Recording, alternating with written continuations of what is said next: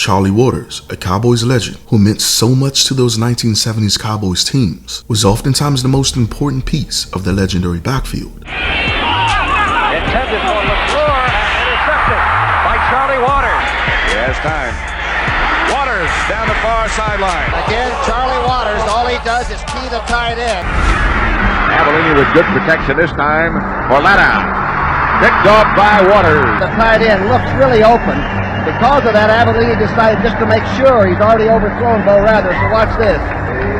But despite his mythical career, Waters wasn't always an NFL legend. In this video, we are going back to the start and highlight his journey from his childhood to the pros and see what made him an NFL legend. Native to Miami, Florida, Waters' family relocated to South Carolina when he was 10 years old. Waters' father worked in construction as a crane operator. The Waters came to the Augusta area for work due to the building of the Savannah River site. In the 50s, construction workers averaged $2.50 per hour, oftentimes working 12-hour shifts. His father struggled to make ends meet. "We had a rough time, below standards of annual salary," Waters said. "Dad struggled. That's why we were outside a lot. But we did have good sports equipment. We always had that." Waters' parents told him and his brother to go after what they wanted, but also be content with what they had. Waters fell in love with the game of baseball early in his childhood years. In Augusta during the 60s, all you did as a kid was play recreational sports. Waters, alongside his brother Keith, who was 3 years older, and their friends, would play baseball at a local baseball field. Although the field had shallow foul lines and missing patches of dirt, Waters and his friends played on that field until they couldn't. Waters' brother went on to play at Clemson on a baseball scholarship. Waters didn't make the change from baseball to football until some years later. The reason for that change was girls. "I loved baseball growing up," he said. "Then I figured out that if I didn't start playing football, none of the cheerleaders would date me." Well, Waters had a lot of cheerleaders in high school, to say the least. At North Augusta High School, Waters played receiver early on. Waters switched to the quarterback position later in high school, and he didn't disappoint. In Charlie's time, sports in Augusta were like a religion. The entire city would come and pack games to see Waters and his teammates play on Friday nights. Waters soon became a household name in the city. In 1965, Waters was considered one of, if not the best quarterback in all of Augusta. He made the 1965 Shrine Bowl team as a quarterback. Waters followed his brother's footsteps and went to Clemson University, but on a football scholarship. By the spring of 1968, the legendary Frank Howard had Waters competing with Billy Ammons for the starting position at quarterback. Unfortunately for Ammons, he hurt his knee in training camp. Fortunately for Waters, he won the starting position as a junior. This was a complete disaster for Waters and the Tigers, who had just won the ACC championship a year before. The reigning champs went 0-3 with Waters under center. When Ammons' knee healed, he took over the starting job and sent Waters to split end. Now, this is when a lot of players would have ended their football careers and thrown in the towel. But Waters was from a different breed. He laced up and became one of the best receivers in the country. On his first reception ever, Waters caught a 60-yard touchdown. The Tigers had a star receiver. They won 4 of their last 6 games to finish second in the ACC. The next year in 1969, Waters dominated and caught 68 passes in a heavy base run offense. His 1,165 yards ranked him 3rd in Clemson's long history. Waters put the NFL on notice. He wasn't the fastest, nor was he the biggest. Waters was a football player, a genius football player who was obsessed with the details, much like his best friend Cliff Harris. Because he played quarterback as a wide receiver, he was able to see the field as a visionary. He saw the game how a quarterback would want his receiver to see it. Billy Ammons, Waters' quarterback, said he was really smart as far as a football player goes. He had a lot of good instincts and perspectives. He wasn't the fastest and the strongest, but he was athletic and he was smart. Waters made the college all-star as a receiver. He left high school as one of the best quarterbacks in Augusta. Now, he was leaving college as one of the best wide receivers in the country. Just when Waters thought he had found a home on the football field, the Dallas Cowboys threw him another curveball that no one saw coming. Not even Waters. Within the next months, Waters would experience a couple of miraculous situations that, if it had gone the other way, could have easily sent him on a different path. The Packers in 1969, outside of the great Carroll Dale, next best receiver was the 11-year veteran Boyd Dowler. A bullet to Boyd Dowler for the touchdown.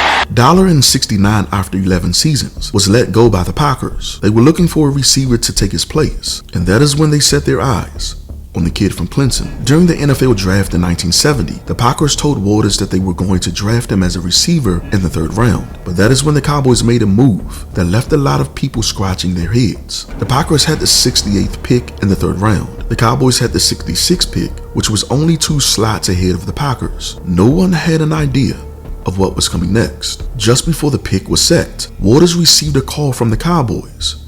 On the other end, a voice asked, "You think you can backpedal?" Waters was stunned by the question. He hadn't tackled a player since early in high school, and that was rare. He basically never played defense. That one question changed Waters' life. The Cowboys picked Waters with the 66th pick of the draft. This was uncharted territory for Waters, but Waters was used to uncharted territory. In the early half of the 1970s, college football and the NFL played a preseason called the College All-Star Game. This is Soldiers Field in Chicago. And those on the field are not the Baltimore Colts. They are not the Green Bay Packers, nor the New York Jets, nor the Kansas City Chiefs. Those are the Dallas Cowboys, and it seems a bit unreal to see them here, because they are here, of course, as yet another facet in the culmination of what Clint Murkison called last January his 12-year plan for the club. They are here to play the College All-Stars in less than 2 hours, a game that you'll be watching on Channel 8.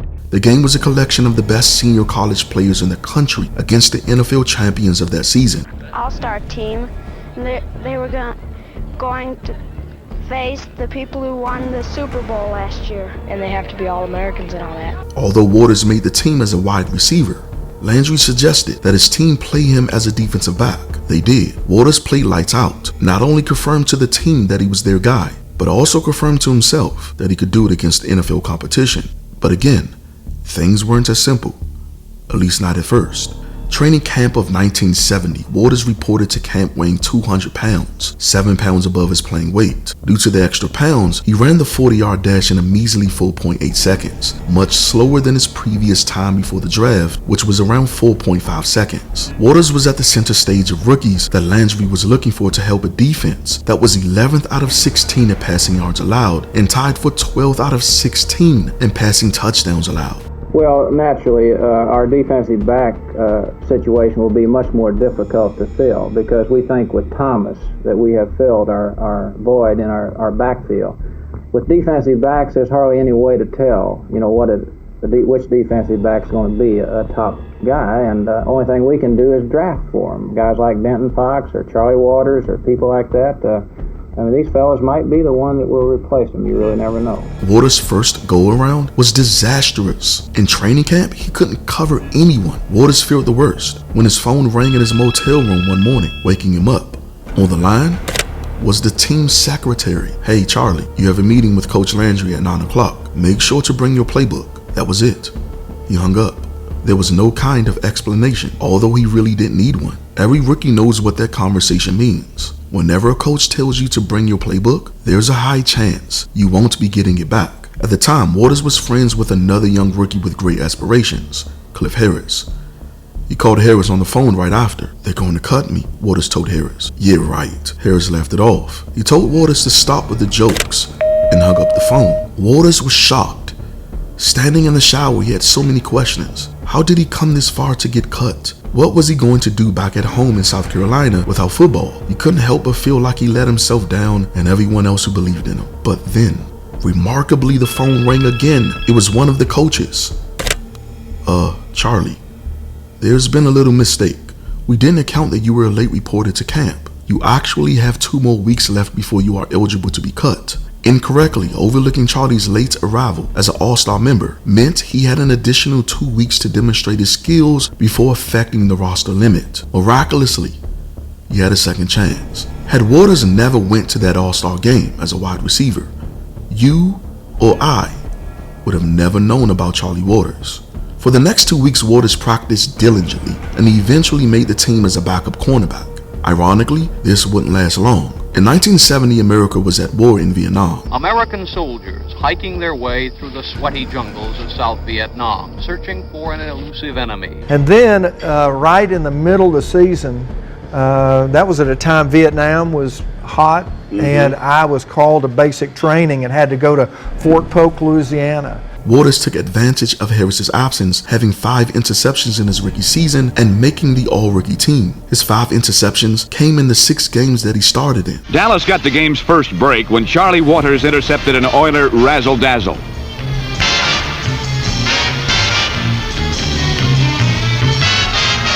He helped lead the Cowboys to the Super Bowl. It was a surreal moment for Waters. He was a college quarterback who was drafted as a cornerback but was mistakenly cut from the team. But now, he's the starting safety in the Super Bowl. Talk about a crazy set of events. Just before game time, it is already filled, 80,000 on hand. The Cowboys lost to the Colts on a game-ending dagger. And the kick is up, the kick is good! The next season, Waters thought that he had done enough to remain the starter. Landry, of course, didn't see it that way. Once Harris returned from duty, Landry made them compete in training camp of '71, and Harris won back his spot. But that helmet on his head covers a rapidly balding dome for Cliff Harris, the former free agent from Ouachita Baptist. Perhaps the loss of hair is reflected in his continuing battle for a starting spot in the defensive backfield with his good friend Charlie Waters. Thus far, Cliff has held the upper hand, but here in training camp for their 3rd year, the two of them are at it again. For 3 seasons, Harris and Waters competed day and night for the starting position at free safety. And each year, Harris won. Well, good, I think that, Charlie and I are still competing, that's tough always, the competition, but it's good, it's going to help both of us. This week, I think he and I both are going to be back there. He's going to be playing cornerback, and I'm going to be at free safety. Eventually, Waters started to get frustrated. If he didn't start on defense, he was going to ask for a trade. We talked with Charlie a bit earlier, and he indicated that he's at that point now where he's beginning to feel a little like Tom Stinchik did, that if he doesn't start this year, he may ask to be traded. Have you entertained any thoughts along those lines? No, not really. I can't see that, Charlie feels that way. I didn't know. I talked to him a few times about it. I feel like, that we'll probably be playing together one of these days, and I think he thinks the same thing, and but if he feels, that way, that's all right too. Well, of course, you have the advantage of being the starter right now, so those thoughts wouldn't come as quickly to you as they might to him. No, that's right. He's got to beat me out. That's the way I look at it, and I don't plan for that to happen. And it's his thoughts that way, and not mine. Coaches are convinced that one day both 41 and 43 will start in the same defensive backfield for the Dallas Cowboys. Before that time, Waters did have his moments though. In the 7th game of the '72 season, Landry starts Waters at cornerback in front of a legend, Herb Adderley. Adderley was aging and had struggled within the last few games. This was Waters' chance to prove he belonged. The Chargers burnt Waters for 2 touchdowns.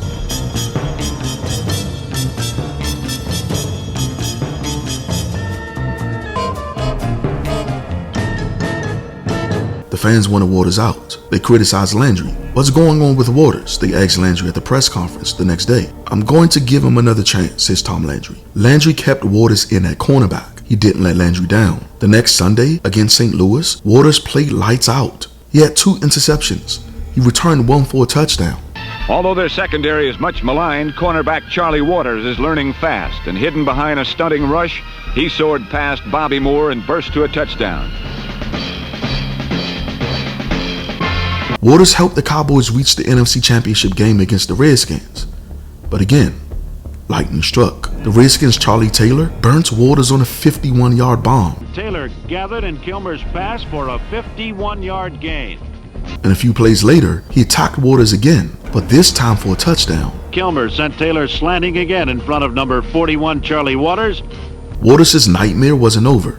Later in the game, he broke his arm on a punt return, and that was the end of his 1972 season. The 1973 season, from the off-season to the end of the playing season, was probably one of the most courageous and horrific seasons I've ever seen from a player. It started with off-season surgery when Waters broke his arm again with it still in the slingshot. Charlie had non-fusion in his arm. The doctors presented 2 options before training camp. 1, a bone graft that would end his season, or 2, driving a steel rod into his shoulder to hold the bone in place with a chance to still play. If successful, Waters one of the most competitive athletes in history, didn't like how the season ended against the Redskins, so he decided to take the steel rod into his shoulder to pin the bone in place in his arm. The pain was excruciating. Keep in mind, not only did he have nerve damage in his left arm, which made him lose slight feeling in his hand, he also was almost 20 pounds underweight. He was 170 pounds because he really couldn't work out. But by the time the preseason came, he had put on an additional 15 pounds.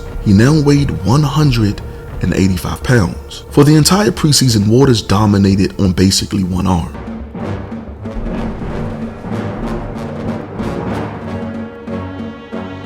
He was the talk of the preseason. Waters' brave deeds in the face of horrible pain were an absolute marvel. He took this momentum to the season and had a good first 4 games of the season. But it would soon all come tumbling down when Harold Jackson annihilated Waters in Week 5 of the 1973 season. Harold had 200 yards receiving all in the first half. He caught touchdowns of 63, 16, 67, and 36 yards. They even tried to bring Harris over to help him out, but that didn't work. Harold was a menace who was on a mission. After that game, Waters said that all he wanted to do was ball up and hide in a shell. Harris and Waters got into a literal fight with some of the press. I think in vintage form, Harris even tried to choke out some journalists because he kept asking questions about the game when they didn't want to talk. But again, even after that embarrassing feat, Waters' competitive nature forced him to not give in to defeat. He ended up having a good season, but rumors were still whispering after the season was over. Cut him. He's too slow. The project is over. In 1974, those whispers were confirmed when Waters digressed. After struggling at the cornerback position, Landry's project was over. He benched Waters in place of Mark Washington, the standout cornerback from Morgan State University. Waters said he had to take a step back. He had to close his ears to the naysayers, including the press. I've just seen too many players crack under the weight of media tags. A young player gets a negative tag early, he gets down, and he never bounces back. It's agonizing to watch. Vice versa, a player gets an early positive tag, a can't miss, or performs well early, and he gets a lot of attention and then freaks out in the limelight. You turn around, and he's gone. Recognition is a distraction. He even had to quiet his own voice and go deeper inside to the place that brought him this far. He most of all had to get back to playing just for the love of the game. Not for recognition, not for money or stardom, but the love of the game.